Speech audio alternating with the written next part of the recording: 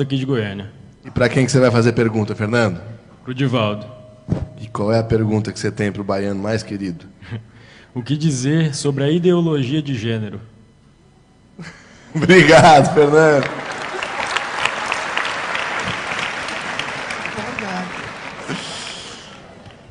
Pinga fogo, Di.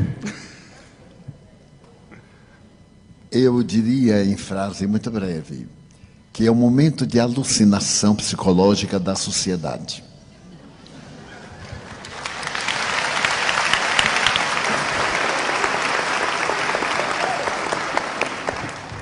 Em uma entrevista que recomendamos, Iraci Campos, do Centro Espírita Joana de Ângeles, da Barra da Tijuca, entrevistou o nosso Haroldo a esse respeito. E as respostas, como as perguntas, muito bem elaboradas, propiciaram a Haroldo abordar a questão do ponto de vista legal, moral, espírita e social. Vale a pena, portanto, procurar na internet esse encontro de Iraci Campos com Haroldo Dutra. Haroldo disse, em síntese, eu peço licença a ele, que se trata de um momento muito grave da cultura social da Terra e que é naturalmente algo que deveremos examinar em profundidade, mesmo porque nós vamos olhar a criança, graças à sua anatomia, como sendo o tipo ideal. E a criança, nesse período, não tem discernimento sobre o sexo. A tese é profundamente comunista e ela foi lançada por Marx, sob outras condições, que a melhor maneira de submeter um povo não era escravizá-lo economicamente, era escravizá-lo moralmente. Como nós vemos, através de vários recursos que têm sido aplicados no Brasil nos últimos 9 anos, 10, em que o poder central tem feito todo o esforço para tornar-se o patrão de uma sociedade em plena miséria econômica e moral. Porque os exemplos de algumas dessas personalidades são tão aviltantes e tão agressivos que se constituíram legais e, porém, nunca morais. Todas essas manifestações que estamos vendo, graças à República de Curitiba, cujo presidente é o Dr. Moro, e deve ser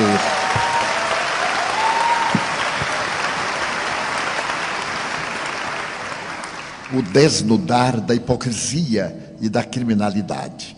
Aliás, o Evangelho recomenda que não deveremos provocar o escândalo.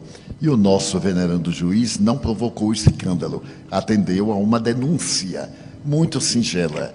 E, no entanto, levantou o véu que ocultava crimes hediondos, profundos, desvio de dinheiro que poderia acabar no Brasil com a tuberculose, com as enfermidades que vem atacando recentemente, poderia educar toda a população e dar-lhe o que a nossa Constituição exige: trabalho, repouso, dignidade, cidadania.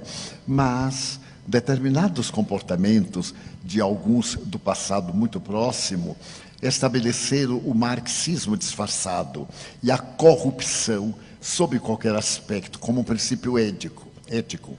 A teoria de gênero é para criar na criança, no futuro cidadão, a ausência de qualquer princípio moral.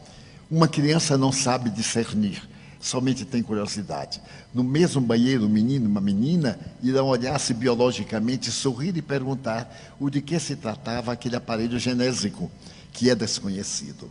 Então nós devemos repudiar de imediato e apelar para aqueles em quem nós votamos, somos responsáveis, e gritar para eles que somos contra, totalmente contra, essa imoralidade ímpar.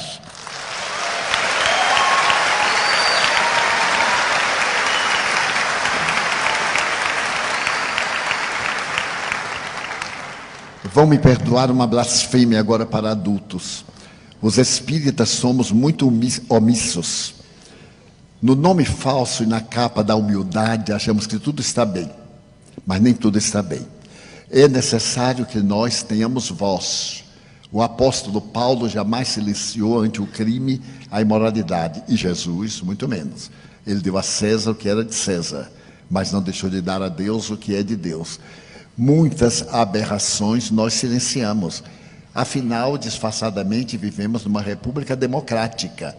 E os nossos representantes lá chegaram pelo nosso voto. Já está na hora de acabar de votar por uma opercata japonesa. Já está na hora de deixar de votar por causa do emprego que vai dar ao nosso filho. Pensarmos na comunidade. Uma comunidade justa não faltará emprego para todos. Uma sociedade justa, de homens de bem, de mulheres dignas, naturalmente estabelecerá as leis de justiça e de equidade.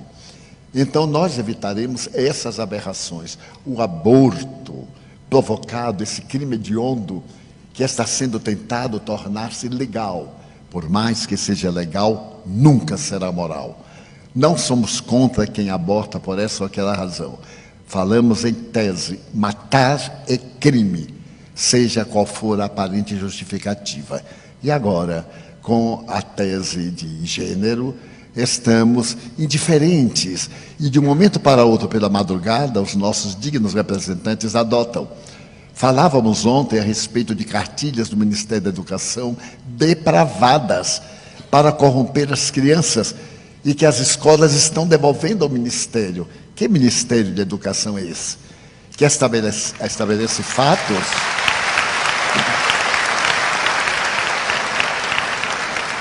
de uma indignidade muito grande. Os pais devem vigiar os livros dos seus filhos e, naturalmente, recusarem. Nós temos o direito de recusar. Nós temos o dever de recusar. Victor Hugo já nos falava há mais de 150 anos, um grande pecado é a omissão. E Kardec nos falou que não era nobre apenas não fazer o mal, porque não fazer o bem é um crime muito grande.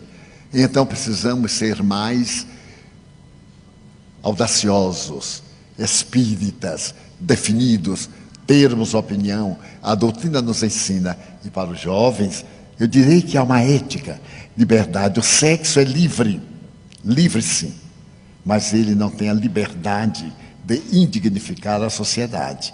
Poderíamos sim exercer o sexo, é uma função do corpo e também da alma, mas com respeito e com a presença do amor. Portanto, a teoria de gênero, jamais.